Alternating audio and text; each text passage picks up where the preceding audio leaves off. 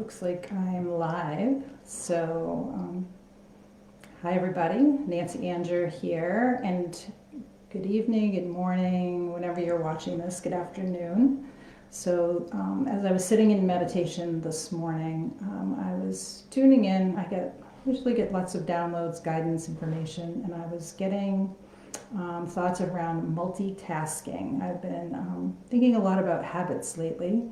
And multitasking is a habit that is very common for a lot of people, including myself. And so there can be some plenty of upsides to multitasking, but there's also some downsides that we might not think about.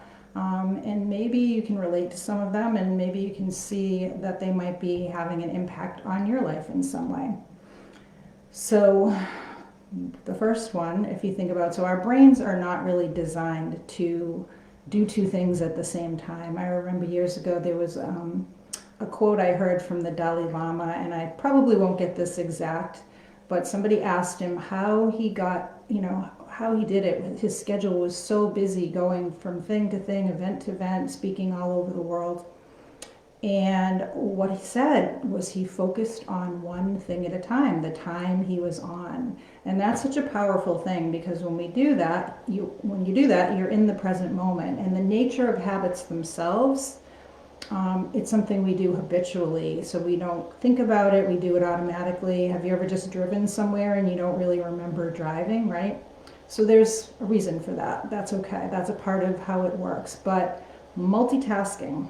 So you are probably going to get mixed results. Have you ever tried to maybe cook a meal, something that required paying attention, something on the stove, even boiling water, something simple, right? Anything that takes a little attention, and then maybe you got a phone call, or someone came in the room, or you said, I'm just going to run and start doing laundry, or I'm going to run over here and do this quick thing. And before you know it, the food had burnt, the water burned out of the pan, something happened. So that's like one example of when we're trying to multitask, right?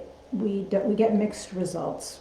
Our energy, when you multitask, you're trying to put your energy in more than one place at a time. Now, if you are a professional chef and you are cooking in the back, that might be your symphony, your orchestra, your happy place where you are just doing all these things. And that could be amazing, right? It's like the juggling act, and that can be really cool. So there's not, it doesn't mean there's there's no negative, there's pluses and minuses to everything, not good and bad. Excuse me. But that same chef, right, when he goes home at night, Kitty wanted to join, when he or she goes home at night, it's probably really important for that person to wind down, especially before they go to bed. I know I used to work at a restaurant or whatever, and part of that is our mind is going, it's busy. But that's a big benefit of like a meditation or some practice where you actually focus on one thing at a time. So even if you have a life that's kind of busy, especially if you have little kids or the kind of job that can require your attention to go all over the place. There was a story a long time ago too about somebody that they started their day, they went in one room and something happened and they did this thing, and then they saw something else in the next room, and they went from room to room to room.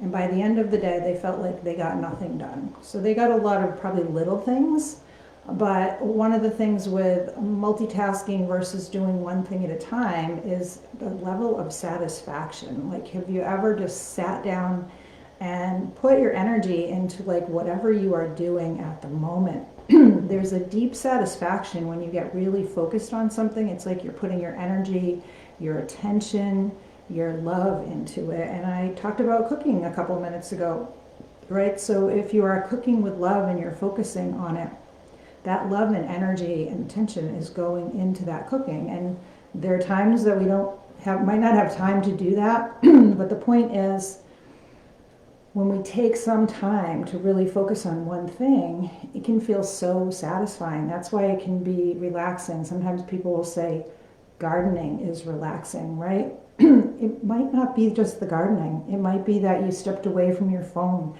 you stepped away from your computer, and you're outside in nature. Nature being in nature helps us to reset us back into balance, back into, oh, wait a minute. And the last one, excuse me, the one that really popped out, the first one that actually came to me this morning was lack, right? When we are rushing around all the time, the message that we are sending to ourselves, our subconscious, is that we don't have enough time. And when you send that over and over to yourself, you start to believe it, you feel it. It can build, even like, think about it, like when you're rushing around, what does that feel like in your body, right? It can feel like anxiety. Oh, my cat is eating my earrings. All right. It can feel like anxiety, right? It can feel stress, tension, like rush, rush, rush, rush, as opposed to, I have plenty of time. So when you actually, there was a story of a friend of mine several years ago, and he said he was walking along, and all of a sudden he realized he was rushing, and he's like, oh, I'm rushing. So he deliberately like relaxed himself, kept walking. He said a few minutes later, he was just feeling calm, walking along, but he didn't feel like he was rushing, but he was actually walking at the same pace. So something to think about. Let me know if this was helpful. It just, like I said, it popped in, and it also, when it came through, it really helped me to think about. And there are times, so actually one other thing I want to share. So a couple of years ago, I work out, I do fitness, at home. Sometimes I've taken classes or online, but at the time I was also just following a regimen of classes like that were written out. And so while I was doing them, I would put on the TV, I would watch something I recorded. And I did that for quite a while. And then one day it occurred to me that I wasn't really getting benefit or joy out of watching the TV shows. I really wasn't paying attention, and I felt like I wasn't as focused on the workouts that I was doing.